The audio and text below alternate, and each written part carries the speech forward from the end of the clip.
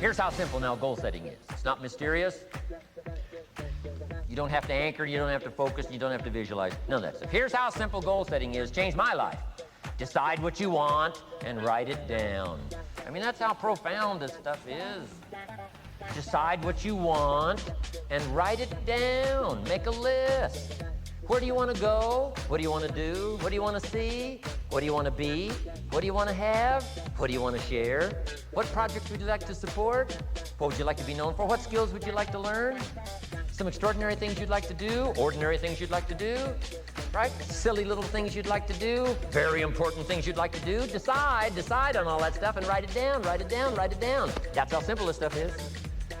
And it's your own private list. If it's really private, you know, on your list, put some stuff in code where nobody can understand it if this list fell into unfriendly hands. Okay. And simple things, whatever.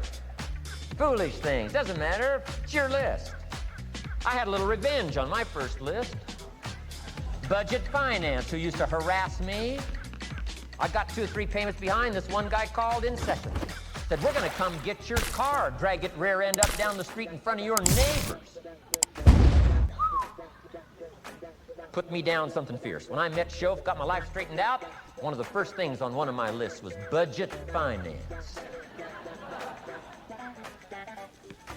And when I finally got the money, I needed a little drama in my life. Finally got the money to pay him off. I put it in small bills in a big briefcase. Walked into the budget finance office on Wilshire Boulevard in Los Angeles. The guy who harassed me so often, his desk was about 3 back. I opened the door, walked in, right up to his desk, stood right in front of him, never said a word. He said, well, what are you doing here? Didn't say a word. I opened up this briefcase, dumped this pile of money all over his desk. I said, count it. It's all there. I'll never be back. Turned around, walked out, slammed the door. Now that might not be noble, but you got to try it at least one time. Pay off with a little drama.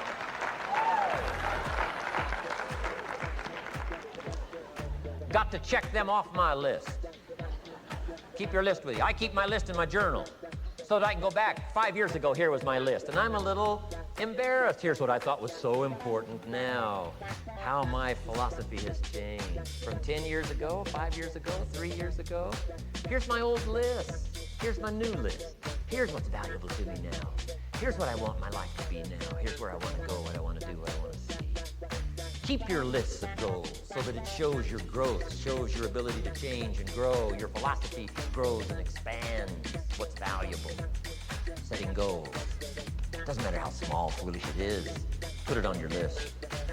My Japanese friend, Toro Ikeda, put on his first list, a Caucasian gardener. He won. Thought that was good.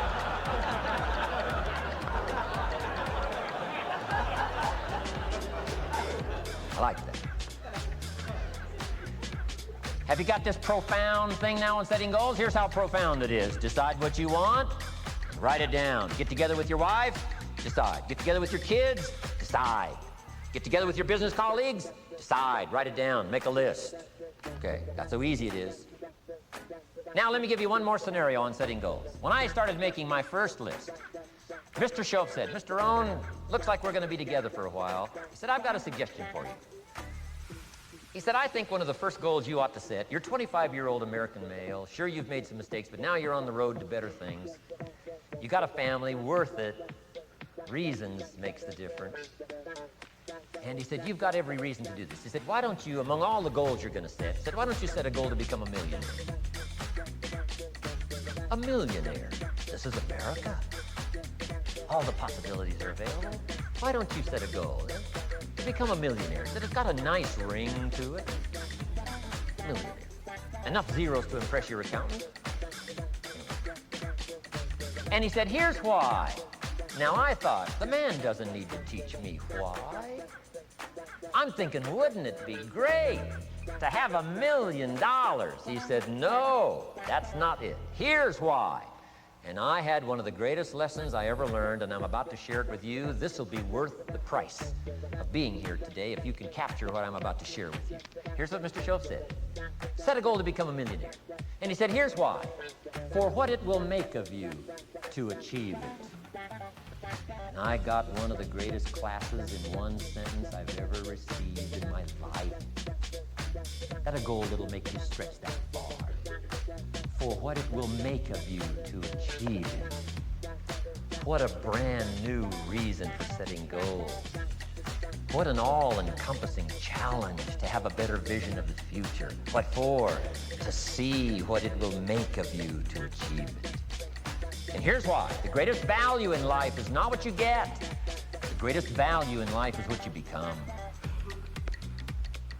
Major question to ask on the job is not, what am I getting here? That's not the major question. The major question to ask is, what am I becoming here?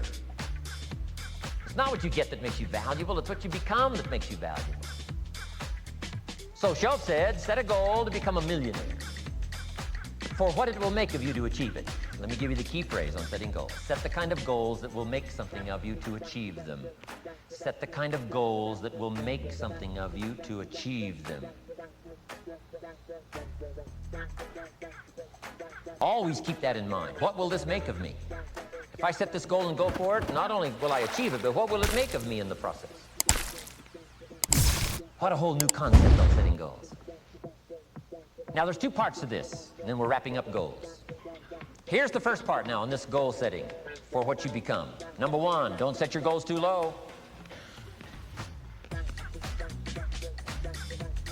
Interesting, we teach in leadership. Don't join an easy crowd. You won't grow. Go where the expectations are high. Go where the demands are high. Go where the pressures are to perform, to grow, to change, to develop, to read, to study, to develop skills. I belong to a small group. We do business around the world. You cannot believe the expectations at that level. What we expect of each other in terms of excellence. Far beyond average. Why? So that we can each grow, so that we can receive from the group, we can contribute to the group. Something unprecedented. It's called living at the summit. Go where the demands are high. Go where the expectations are strong, so that it'll provoke you, push you, urgently insist that you not remain the same for the next couple of years, the next 5 years, that you'll grow and change. So don't set your goals too low. The guy says, well, I don't need much. Well, then you don't need to become much. Now, here's the last part on setting goals. Don't compromise. Don't sell out. There were some things I went for back in those early years that I paid too big a price for. If I'd have known how much it was going to cost me, I never would have paid, but I didn't know. Don't sell out. Ancient phrase says, count costs, count costs, count costs. An ancient story says, Judas got the money. You say, well, that's a success story. No. It's true, 30 pieces of silver in those days was a sizable fortune. You say, well, if a guy's got a fortune, right, that's a success story. No, you don't understand. His name was Judas. Doesn't that ring a bell?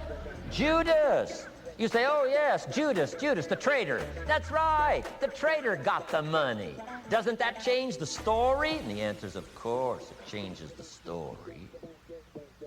Interestingly enough, after Judas gets the money from becoming a traitor, he's got the money in his hot little hand, and now he's unhappy.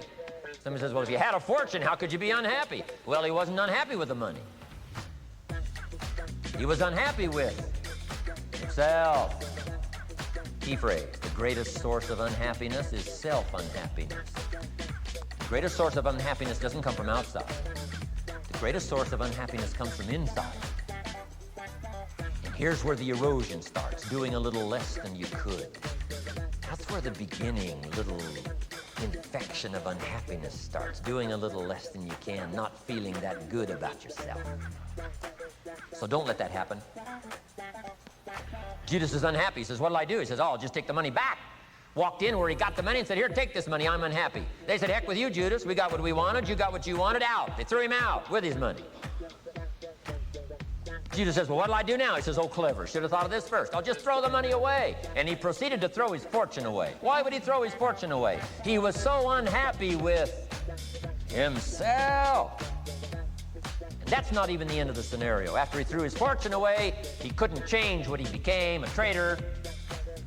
And now, in total abject frustration, he goes out and hangs his worthless self. Why such a tragic end? Because he was so unhappy with himself. He sold out. He sold out. He paid too big a price. Ancient script sums it all up and said, what if you gained the whole world and it cost you your soul? Too big a price to pay if you got the whole world. Don't sell out. Don't compromise your values. Don't compromise your virtue. Don't compromise your philosophy. Keep. Here's the key word, beware. If Judas could speak back, he'd probably say beware. Two good words from ancient script. One, behold, the positive word. Behold the possibilities, behold the opportunity. Behold the drama, behold the awesomeness, behold the uniqueness. Behold the majesty, behold, behold. What a good word. But here's the other word, beware, beware, beware. Don't sell out. Mark well what you become in pursuit of what you want. But I'm inspiring you, hopefully, to set the kind of goals that will transform your life. Make you far better than you are, far stronger than you are.